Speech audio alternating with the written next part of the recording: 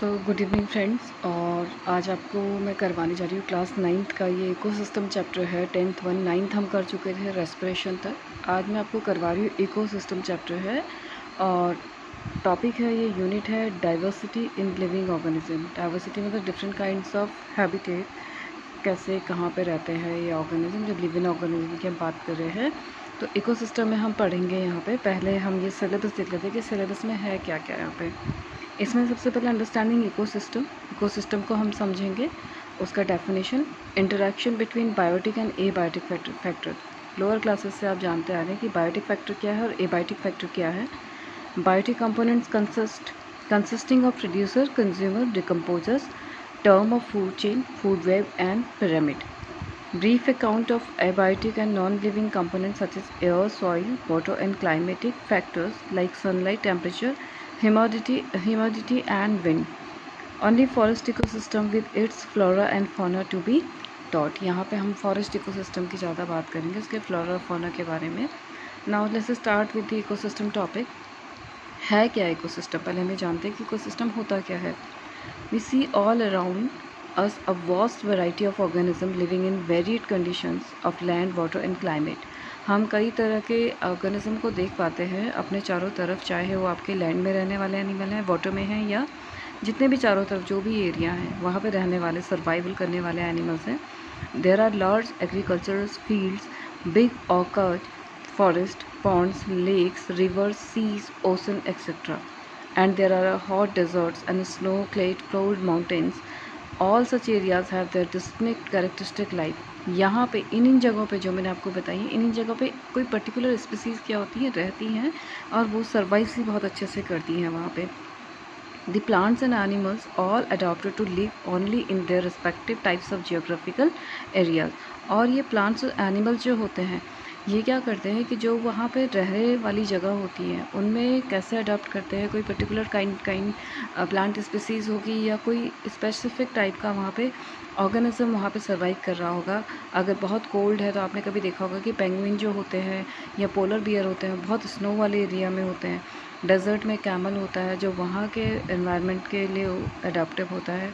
तो इस तरीके से कई तरीके के एनिमल्स हैं। But first we want to know that what are ecosystem. हम इस चैप्टर में इकोसिस्टम अगर देख रहे हैं तो इकोसिस्टम है क्या। सबसे पहले हम देखते हैं कि इकोसिस्टम को लिया कहाँ से गया है। Literally the term ecosystem is derived from the Greek word. ये ग्रीक वर्ड है जिसको oikos meaning a house, oikos word से लिया गया, जिसको इको बना दिया बाद में और इसको house. Dwelling place with the inhabitant living together and interacting with each other in some definite ways. मतलब कुछ टाइप के ऑर्गेनिज्म जो एक ही जगह पे रहते हैं, एक दूसरे को इंटरेक्ट करते हैं। They are needed for other one animal, कि ज़रूरी है कि उस तरीके के एनिमल्स वहाँ पे रहें। This interaction is primarily for food, eat and be eaten. अब ये एक word eat and be eaten, ये क्या होता है कि जो एक के लिए फूड है वो दूसरे, जो एक फूड है किसी के लिए, सपोज प्लांट है, if plant is eaten by deer, तो वो डियर किसके, कौन उसको खाएगा, लॉयन। ठीक है। To understand it better let us take the examples of the pond and forest ecosystem. तो यहाँ पे हम सॉरी फॉरेस्ट इकोसिस्टम को हम स्टडी करेंगे, लेकिन पहले इकोसिस्टम है क्या। अब मैं आपको डेफिनेशन बता रही हूँ। An ecosystem is a self contained area composed of all the different organism living in it.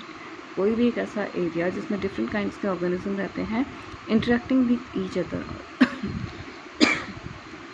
और एक दूसरे से इंटरेक्शन करते हुए, as well as interacting with the physical conditions. और वो फिजिकल कंडीशंस क्या हैं, sunlight, air, water, soil, climatic factor etcetera prevailing in the area. और ये वहाँ पे रह रहे होते हैं। ये आपके पास डेफिनेशन है इकोसिस्टम की। तो ये आपके पास इकोसिस्टम डेफिनेशन हो गई। यहाँ पे आप देख पा रहे हैं ये पॉन्ड इकोसिस्टम है। मैं आपको इसको डिटेल में नेक्स्ट वीडियो में करवाऊँगी। अभी आप इसको इतना छोटा देख लीजिए। सपोज एक पॉन्ड इकोसिस्टम है, तो यहाँ पे आप देख पा रहे हैं यहाँ पे फ्रॉग्स भी हैं, यहाँ पे फ्रेश वाटर कार्निवरस फिशेस भी हैं, यहाँ पे डेट्रियस फीडिंग फिश भी है, इंसेक्ट्स हैं, यहाँ पे प्लांट्स हैं, स्नेल यहाँ पे हैं। तो different kinds of organism is here. यहाँ पे types of soil, it contain the minerals in it like nitrogen, phosphorus, iron and sulphur, ठीक है। और यहाँ पे डिकम्पोजर्स, मतलब ये होगा तो पूरे सॉइल में, पर एक डेफिनेट वे में आपको दिखाने के लिए इसको अलग अलग बना दिया हुआ है।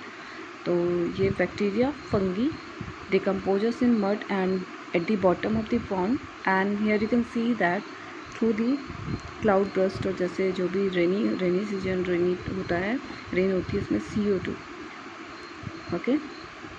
From here the evaporation will takes place, water vaporization, water vapor form, and then when it's condensed then it will be start raining। और यहाँ पे से आप देख सकते हैं wind, how it can be O2 going to be released, CO2 is going to be take in। इस तरीके से ये पूरा एक पॉन्ड इकोसिस्टम बनता है, जिसमें कि आपके बायोटिक और आपके एबायोटिक फैक्टर्स आपके क्या कर रहे हैं, यहाँ पे काम कर रहे हैं एक इकोसिस्टम के अंदर। तो ये तो एक पॉन्ड इकोसिस्टम का छोटा सा फिगर हो गया। ये आप इसको थोड़ा समझने के लिए फिगर को पॉज करके भी आप देख सकते हैं यहाँ पे क्या क्या चीज़ें इंक्लूडेड हैं एबायोटिक और बायोटिक फैक्टर्स में। If there is any question you can write in the comment box, I am going to solve that one. So hope it's clear to you. Thank you so much. Have a good day.